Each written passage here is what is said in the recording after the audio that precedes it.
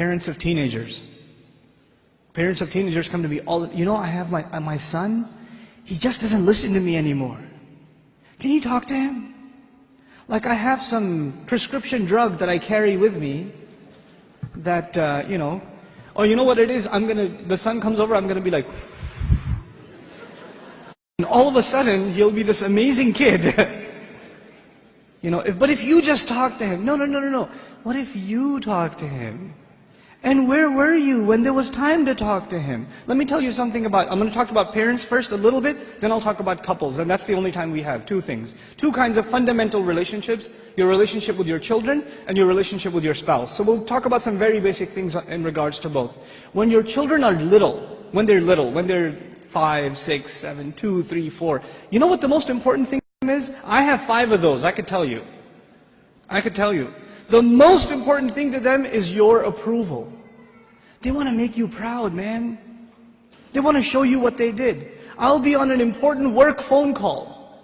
And my son will come over, my 2-year-old will come over. Abba. Like, okay, hold on. What is it? Nothing. I'll go back on the phone and he'll start calling me again. I'll be like, okay. What is it? I want to show you something. What do you want to show me? That is it. But you know what I'm supposed to do? Oh my God, that's awesome. Do it again. I'll call you back. You're supposed to appreciate what your children do. They live for that. They desire that more than anything else. I have 3 girls. And you know the difference between girls and boys. Boys can't sit still and girls can't stop this. Right? So I pick my girls up from school. One's in 1st grade, the other's in 3rd grade. I pick them up from school. It's a 25-minute ride back home. And what are they doing the whole way? You know what happened today in class? We colored a dinosaur and we did this and that, and I was coloring it purple, but I decided to put in some green, and they're going on and on and on and on and on. And they cannot help themselves. And they cannot stop. And I have to pay attention and listen. I have to listen and say, oh, what about blue? No, I did only a little bit blue. Right? I have to pay attention. And you know why I'm saying all of this? Just one more story on the side, just to wake you up a little. I share this story all the time. My oldest daughter, my eldest, Hosna, when she was younger, she was really into finger painting. So she'd dip her hands in paint and just making a big old mess, right? And she brings this big cardboard to me. And it's a big blob of blue. I don't see anything, right? And she says, Abba, look what I made. And I'm sitting there going, that's awesome, a mountain. And she says, no, it's Mama. And I was like, oh, don't tell Mama. But the point I'm trying to make is they live for your approval. Live for it. But those of you that have children that are teenagers, do they get in the car when you pick them up from school and they can't stop telling you about what happened? Does that happen? Now, you know what happened in school today? My teacher said this and that and the other, and I got an A on my paper. Nope. They're quiet. And you're trying to know, how was your day? It was okay. So what'd you do? Something. Where are you going today? Somewhere. They don't talk. Getting them to talk is like an interrogation at a police station. And they're not saying anything to you. And while trying to ask them questions, they're texting their friend, my dad is asking too many questions today. You know? I don't know what's up. Did you tell him something? What I'm trying to get at is very simple. At a younger age, your children crave your attention. And when they get older, you will crave their attention.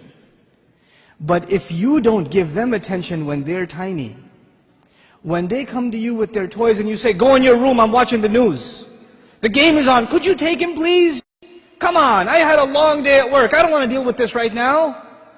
I have friends over, it's embarrassing, go to sleep, go get out of here. When you have this attitude towards your children, like they're an obstacle in your path, your job was at work, when you come home, you're on vacation. No, buddy, your job began when you came home. That's your job.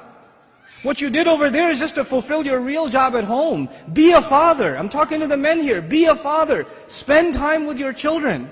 They're not just there so you put them in school and you come home from work, you just want to go to sleep, you don't want to bother with anybody, you don't want to talk to them. And actually the easiest way to not talk to them is get them an iPod Touch and an iPhone and get them a computer and a laptop in their own room with high-speed internet, so you don't even have to look at their face.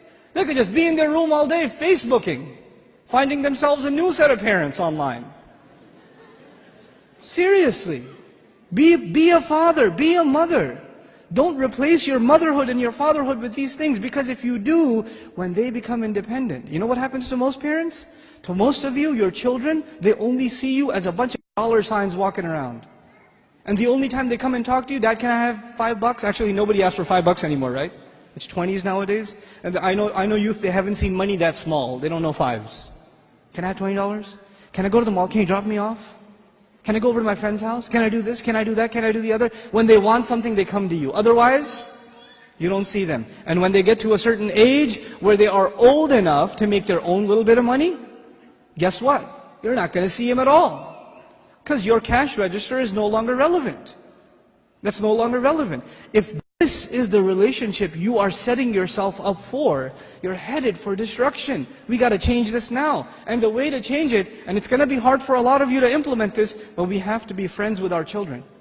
We have to be their best friends. They should enjoy hanging out with us the most, the parents.